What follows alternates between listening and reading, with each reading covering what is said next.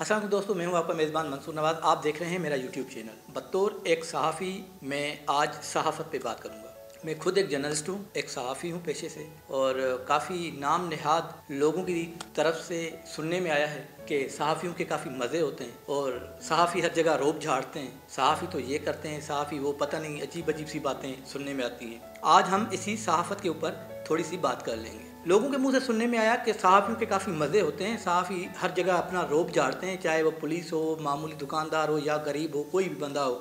तो इस तरह नाम नहाद लोगों की तरफ से बातें सुनने में आती है कि सहाफ़ी रोब झाड़ते रहते हैं, सहाफ़ी ये करते हैं, सहाफ़ी वो करते हैं। इसी बात की तसल्ली के लिए मैंने सोचा कि चलो ज़रा बतौर सहाफ़ी हम भी रोब झाड़ लेते हैं और देखते हैं कि इस बात में कितनी हकीकत है, कितनी सच्चाई है। शहर में इतने सहाफ़ी हैं, मुझे इस बात का खुद अंदाज़ा नहीं था। कुछ दिन पहले घरेलू फंक्शन के लिए चंद देगे पकवानी थी।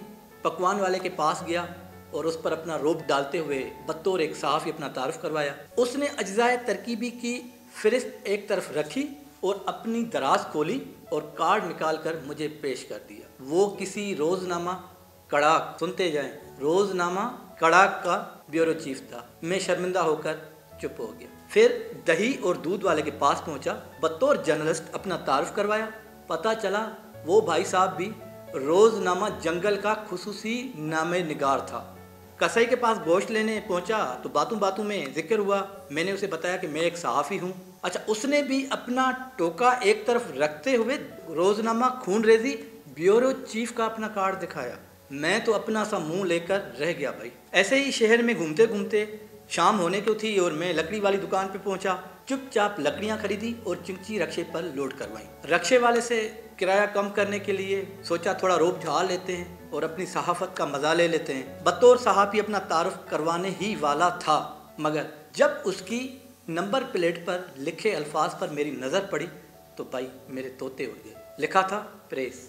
ये भाई साहब भी प्रेस से वाबस्ता थे। इसके बाद अब अगर कोई मुझसे पूछता है ना तो मैं चुप हो जाता हूँ। सोशल मीडिया पे अगर कोई बंदा किसी मजलूम की आवाज़ बनता है या किसी मजलूम के लिए कोई पोस्ट फेसबुक पे अपलोड करता है या किसी और अपने अकाउंट पे अपलोड करता है तो साफ नज़र आता है कि भाई साहब मजलूम की आवाज़ कम, अपना तारुफ ज़्यादा करवा रहे हैं। मजलूम की अगर किसी मजलूम की कोई पोस्ट अपलोड करता है तो एक लाइन उस मजलूम से मुतालिक होती है और बाकी 10 लाइन जो होती है वो भाई साहब का तारुफ करवाती होती है कि भाई साहब किस पेशे से वाबस्ता है। मैं बस इतना कहूँगा कि सहाफ़ी होना कोई पॉपुलरिटी नहीं है, सहाफ़ी होना कोई नाम नहीं है। सहाफ़ी होना एक जिम्मेदारी है, एक एहसास है।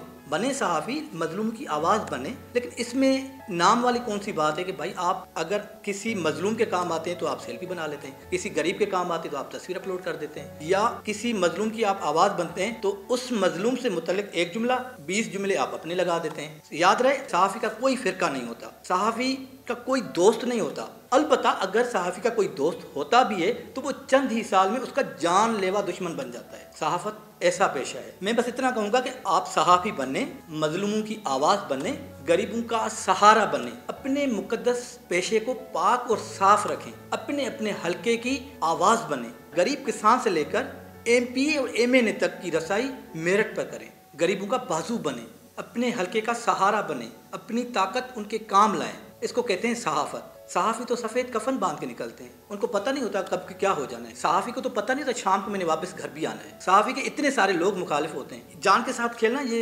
सहाफ़ियों के लिए रोज़ का काम होता है। ये एक वाहिद शुबा सहाफ़त है जिसमें चंद शरीर हरकतें और होशियारियाँ सीखने को मिल जाती हैं, लेकिन किसी सहाफ़ी को कमरा इम्तिहान का सामना नहीं करना पड़ता। मयार तालीम, ज़हनियत, अक्ल, दानिशमंदी, कवानीन, हिकमत, रहनुमाई, जुराइम पर गिरफ्त, अमन व अमान जैसे मामलात पर मुहारत की परवाह किए बगैर एक मुकद्दस पेशे का नुमाइंदा कहलाना अपना एजाज़ समझता है। सहाफ़त के लिए अपनी जिम्मेदारियों को कबूल करें, अपने एहसास को जगाएं, अपने मुआशरे के मसाइल पर नज़र रखें, हर गरीब, बेसहारा, मिस्कीन, मजलूम की आवाज़ बने। तब आएगा सहाफ़त का असल मज़ा, तब आएगी आपकी रोब की चस।